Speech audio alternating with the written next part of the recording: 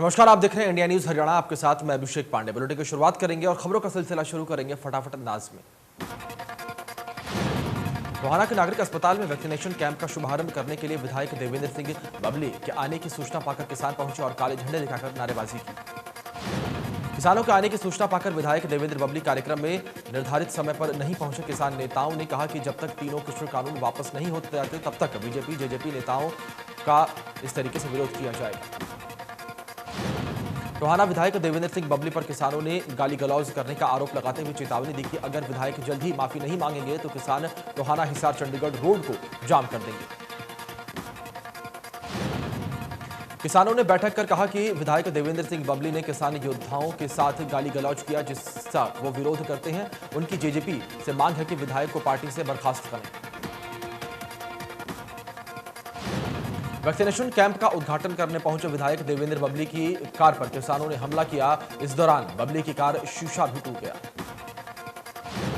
किसानों के हमले को लेकर बबली ने कहा कि कानून व्यवस्था बनाए रखने की जिम्मेदारी डिप्टी सीएम की है। किसानों ने उनके निजी सचिव पर भी हमला किया है। कैथल के लघु सचिवालय में बर्खास्त पीटीआई टीचर्स ने काला दिवस मनाया। पीटीआई नेताओं ने कहा कि पीटीआई टीचर्स को हटाए गए 1 साल हो चुका है, जबकि सरकार ने वादा किया था कि किसी भी पीटीआई का घर का चूल्हा नहीं बुझने देंगे। पीटीआई नेताओं ने कहा कि हम सड़कों पर हैं, घर चलाना मुश्किल हो गया है। सरकार से निवेदन है कि हमारी मांगों को माने और दोबारा नौकरी पर रखा जाए। चंडीगढ़ के मुख्यमंत्री मनोहर लाल ने कोरोना की दूसरी डोज वैक्सीन की दूसरी डोज लगवाई। मुख्यमंत्री मनोहर लाल पहली लहर में हुए थे कोरोना पॉजिटिव। दिल्ली के 2 दिवसीय दौरे पर मुख्यमंत्री मनोहर लाल ने बीजेपी के राष्ट्रीय अध्यक्ष जेपी नड्डा से मुलाकात की और कई मुद्दों पर अहम चर्चा की। अंबाला के सिविल अस्पताल में 25 मई से आस्था फाउंडेशन ने रसोई सेवा शुरू की, जिसमें लोगों को 5 रुपए में खाना खिलाया जा रहा है। खेल मंत्री संदीप सिंह ने नागरिक अस्पताल पहुंचकर रसोई सेवा का जायजा लिया। इस दौरान संदीप सिंह ने कहा कि अब सभी गैर सरकारी हॉस्टलों की मैपिंग की जा रही है और हॉस्टल खिलाड़ियों को सुरक्षा और सुविधाएं नहीं दे रहे उनको बंद किया जाएगा। पहलवान सागर हत्याकांड को लेकर खेल मंत्री संदीप सिंह ने कहा कि अगर सुशील कुमार ने वाकई में ऐसा किया है तो बहुत शर्मनाक है। खिलाड़ियों को इधर उधर की बातों की जगह अपने गेम पर ध्यान देना चाहिए। कुरुक्षेत्र के गीता ज्ञान संस्थान में आयोजित समारोह में शिरकत करने पहुंचे खेल मंत्री संदीप सिंह ने कहा कि सामाजिक संस्थाएं और अत्यधिक गुरु कोरोना बचाव में अहम योगदान निभा रही हैं। कोरोना को जड़ से खत्म करने के लिए जन भागीदारी जरूरी है। संदीप सिंह ने कहा कि कुरुक्षेत्र में लगने वाले ऑक्सीजन प्लांट में देरी क्यों हो रही है, इस मुद्दे पर वो सीएमओ से बात करेंगे। गीता मनीषी स्वामी ज्ञानानंद महाराज ने कहा कि जियो गीता परिवार और श्री कृष्ण गीता परिवार अलग अलग जगहों पर लोगों को वैक्सीन लगवा रही हैं। कोरोना से बचाव में वैक्सीनेशन जरूरी है। बीजेपी हरियाणा के दिग्गज नेता डॉक्टर कमला वर्मा को कोरोना और ब्लैक फंगस की चपेट में आने से गंभीर हालत में निजी अस्पताल में भर्ती करवाया गया। कमला वर्मा के बेटे की हालत खराब है, वो काफी समय से डायलिसिस पर हैं। बेटे का कहना है कि इंजेक्शन नहीं मिलने पर कमला वर्मा की हालत बिगड़ी। अधिकारियों और मंत्री को फोन किया लेकिन किसी ने फोन नहीं उठाया। डॉक्टर्स का कहना है कि कमला वर्मा की छाती में ब्लैक फंगस का इंफेक्शन मिला है और इसके लिए इंजेक्शन की डिमांड सरकार को भेजी है। उनकी हालत गंभीर है, उम्मीद है कि वो जल्द ही ठीक हो जाए। खाद्य सुरक्षा विभाग ने मिलावटखोरों के खेल पर नकेल कसते हुए तेल मिलों की चेकिंग तेज कर दी है। रेवाड़ी में टीम ने 2 मिलों का निरीक्षण कर तेल के सैंपल लिए। टीम सबसे पहले श्री गणेश एग्रो कंपनी पर पहुंची, जहां सैंपल लेने के बाद अधिकारियों ने मिल मालिक को साफ सफाई रखने के निर्देश दिए। मिल में बिना लाइसेंस के तेल का कारोबार धड़ल्ले से जारी रहा। विभाग के अधिकारी ने कहा कि लाइसेंस को लेकर मिल मालिक को नोटिस जारी किया जाएगा और जो भी विभागीय कार्रवाई होगी वो अमल में लाई जाएगी। फरीदाबाद के सबसे बड़े गांव तिगांव में लोग जल भराव की समस्या से जूझ रहे हैं। अधिकारियों की लापरवाही का खामियाजा आम जनता को भुगतना पड़ रहा है। जोहड़ में भरे गंदे पानी से को निकालकर मुख्य रास्ते पर छोड़ा जा रहा है, जिसकी वजह से 15 दिन से सड़क पर जल भराव हो गया है। कई बार शिकायत करने के बावजूद भी अधिकारी कोई समाधान नहीं कर पा रहे हैं। कुरुक्षेत्र में पिहोवा की सरस्वती गैस एजेंसी के गैस सिलेंडरों में गैस कम निकलने से लोगों ने हंगामा कर दिया। उपभोक्ता ने सिलेंडर के वजन की जांच की तो 2 किलोग्राम गैस कम निकली। शक होने पर बाकी उपभोक्ताओं ने भी सिलेंडर का वजन किया तो जांच में उनके सिलेंडर में भी 2 से 4 किलो तक गैस कम निकली। नाराज ग्रामीणों ने एजेंसी कर्मचारियों को कैंटर सहित बंधक बनाकर मामले की सूचना पुलिस को दी। गुरुग्राम में बच्चे को हथकड़ी से बांधकर बेरहमी से पीटे जाने का वीडियो सोशल मीडिया पर वायरल हो रहा है। रिटायर्ड पुलिसकर्मी पर बच्चे को हथकड़ी से बांधकर पीटने का आरोप है।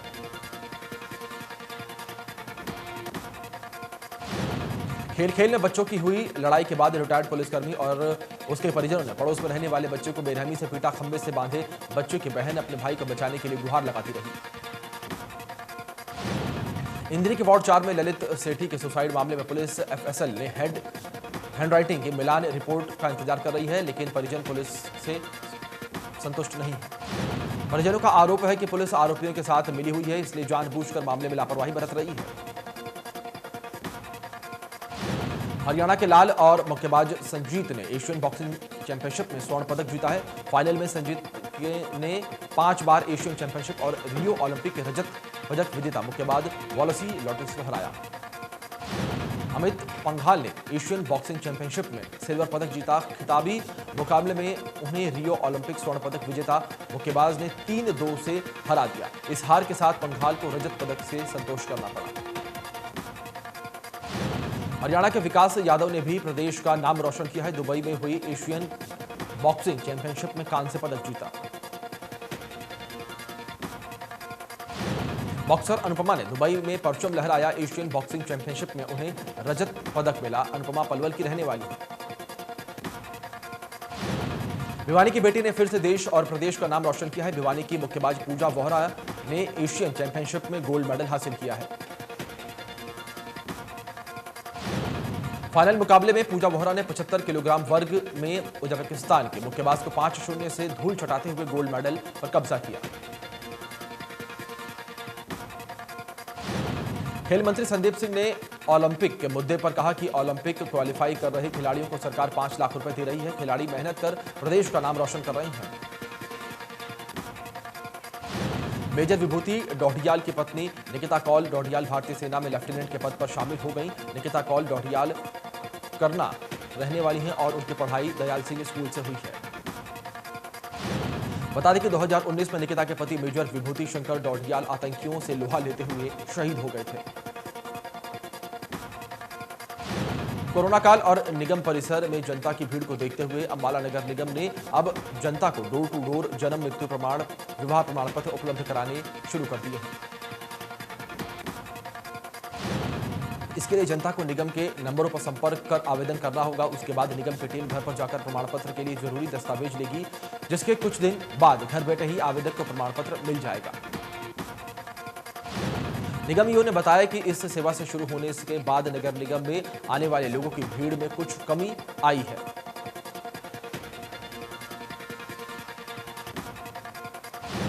सिरसा में प्रशासन की ओर से लेफ्ट राइट फॉर्मूले के हिसाब से दुकानें खोलने के आदेश दिए हुए हैं। इस आदेश को व्यापारियों ने रूबरू करवाने के लिए हरियाणा प्रदेश व्यापार मंडल के जिलाध्यक्ष ने व्यापारियों के साथ मिलकर बाजारों का निरीक्षण किया। हरियाणा प्रदेश व्यापार मंडल के जिलाध्यक्ष हरिलाल शर्मा ने कहा कि जिला उपायुक्त के आदेश पर बाजार लेफ्ट राइट फॉर्मूले से खुले हैं। व्यापारियों ने कहा कि प्रशासन का लेफ्ट राइट के हिसाब से दुकानों को खोलने का बहुत अच्छा फैसला है। हम इसकी सराहना करते हैं। सिरसा में बाबा भूमण शाह पर किसानों के प्रदर्शन के मद्देनजर पुलिस ने मिनी बाईपास को दोनों ओर से बैरिकेड कर सील कर दिया है। अम्बाला कैंट में 7 एकड़ जमीन पर चारदीवारी बनाकर कब्जा कर रहे लोगों की उम्मीदों पर नगर परिषद के कर्मचारियों ने पंजा चलाकर पानी फेर दिया। लोगों ने नगर परिषद के कर्मचारियों के साथ जमकर बहस की और बाद में हाथापाई तक पहुंच गए। आपको बता दें कि लोगों के विरोध के बीच ईओ अपूर्वा चौधरी और लोगों का कहना है कि यह जमीन हमारी है और अंग्रेजों के टाइम से ही ली हुई है। बाकायदा कोर्ट ने हमारे नाम पर डिग्री हो रखी है। नगर परिषद को डर था कि कोर्ट के स्टे हो जाएगा, इसी कारण निर्माण को गिराया गया। सिरसा में पेयजल और सिंचाई के पानी की किल्लत को लेकर किसानों ने विभाग के अधीक्षक अभियंता का घेराव किया और विभाग के परिसर में सांकेतिक धरना देकर रोष जताया। पिछले काफी समय से लोगों के सामने नहरी पानी की सप्लाई सुचारू रूप से नहीं होने पर किसानों के फैसले प्रभावित हो रही हैं। वहीं गांवों में पेयजल का भी संकट खड़ा हो गया है। सोनीपत के पश्चिमी यमुना नहर में 18 वर्षीय साहिल का 30 घंटे बाद शव बरामद कर लिया गया है। अपने 3 दोस्तों के साथ नहर में नहाने के लिए साहिल गया था, जहां पर पानी में वो बह गया। पुलिस ने शव को कब्जे में लेकर सिविल हॉस्पिटल में पोस्टमार्टम के लिए भिजवाया है। पुलिस का कहना है कि 30 घंटे की कड़ी मुशक्कत के बाद महला गांव के नजदीक पश्चिमी यमुना नहर में शव बरामद किया गया। जिला उपायुक्त ने सभी नहर पॉइंट पर नहाने वालों के खिलाफ कार्रवाई की और कहा, हर नहर पर चेतावनी बोर्ड लगाने और मौके पर पुलिसकर्मियों की हर समय ड्यूटी तैनाती के आदेश जारी कर दिए हैं।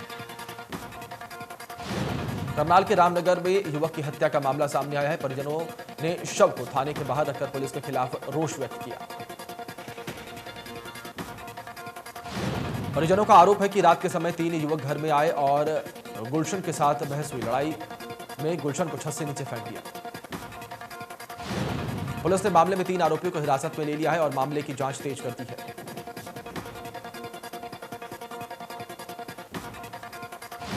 पलवल में प्रेम प्रसंग के चलते 10वीं कक्षा के छात्र को नहर में फेंककर मौत की घाट उतारने का मामला सामने आया है। पुलिस ने मृतक छात्र के परिजनों की शिकायत पर हत्या का मुकदमा दर्ज कर जांच पड़ताल शुरू कर दी है। परिजनों ने बताया कि स्कूल में आकाश के साथ पढ़ने वाली एक लड़की के साथ उसका प्रेम प्रसंग चल रहा था। आकाश 28 मई को पीड़िता से यह कहकर गया था कि वो अपने गांव जा रहा है। पीड़िता का आरोप है कि जब वो नहर पर पहुंची तो लड़की के परिजनों ने आकाश को नहर में धक्का दे दिया। आकाश का शव पिठवाड़ी नहर से लगभग 40 किलोमीटर दूर मिला। नूह में इमामनगर गांव में पुरानी रंजिश के चलते 2 गुटों में विवाद हो गया। झगड़े में 2 लोग घायल हो गए। साबिर दिल्ली के ट्रामा सेंटर में मौत जिंदगी के जंग लड़ रहे हैं 2। दूसरा व्यक्ति शहीद हसन खां मेडिकल कॉलेज में उपचाराधीन है। गांव में भारी तनाव देखते हुए पुलिस बल तैनात किया गया है।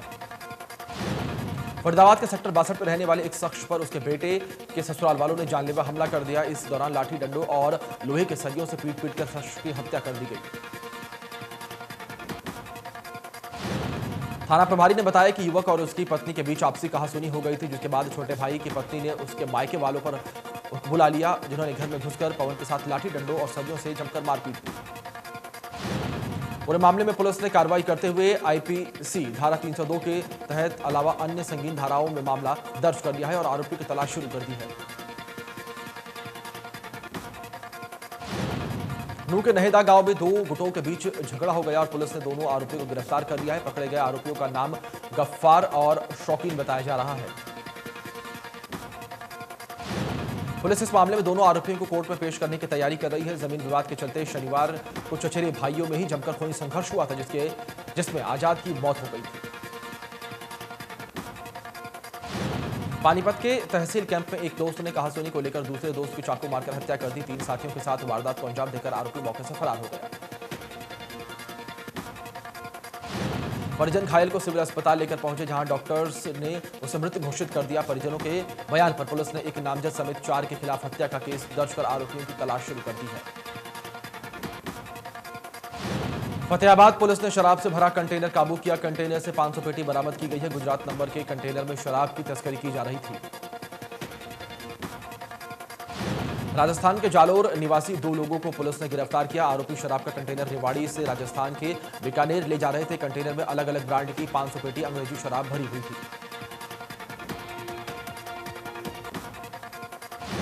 कृषि कानूनों को लेकर पिछले 6 महीने से दिल्ली बॉर्डर पर आंदोलन कर रहे किसानों के कोरोना वैक्सीन न लगवाए जाने की घोषणा पर बीजेपी सांसद सुनीता दुग्गल ने कहा कि आंदोलन अपनी जगह पर है और स्वास्थ्य अपनी जगह पर है। सुनीता दुग्गल ने कहा कि आंदोलन भी तभी होगा जब स्वास्थ्य ठीक होगा। सुनीता दुग्गल ने नागरिक अस्पताल में कोरोना वैक्सीन की दूसरी डोज लगवाई।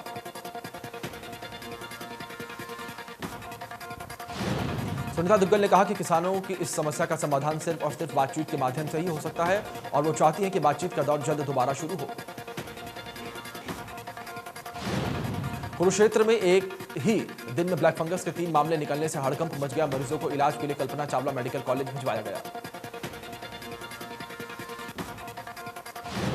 सिविल सर्जन ने कहा कि ब्लैक फंगस के मरीजों को सावधानी बरतने की जरूरत है और अगर किसी व्यक्ति को लगता है कि उसमें ब्लैक फंगस के लक्षण हैं तो तुरंत आगे आकर अस्पताल में इलाज कराएं। गोहाना के नागरिक अस्पताल में दिव्यांगजनों के लिए कोविड-19 टीकाकरण अभियान चलाया गया। दिव्यांगजनों को टीकाकरण केंद्र पर पहुंचने के लिए व्यवस्था की गई। यमुनानगर में एक व्यक्ति सुबह सैर कर रहा था कि तभी बाइक सवार चैन छीनकर फरार हो गए। चोरी की वारदात सीसीटीवी कैमरे में कैद हो गई। सोनीपत की जिला जेल में जमानत पर आए युवक की बाइक पर आए दो युवकों ने दिन दहाड़े ताबड़तोड़ गोलियां बरसाकर हत्या कर दी। पुलिस ने शव को कब्जे में लेकर परिजनों की शिकायत पर केस दर्ज कर लिया है। पुलिस ने आरोपियों की तलाश को लेकर 3 टीमों का गठन कर दिया है, जो जल्द ही वारदात को अंजाम देने वाले आरोपियों को गिरफ्तार करेगी। धर्मनगर कुरुक्षेत्र में बीती रात आए आंधी तूफान ने तबाही मचाई है। किसी की छत पर पेड़ गिरा है तो कहीं सोलर पैनल टूट गया। फैक्ट्रियों के शेड भी उड़ गए, जिसमें लाखों का नुकसान हुआ।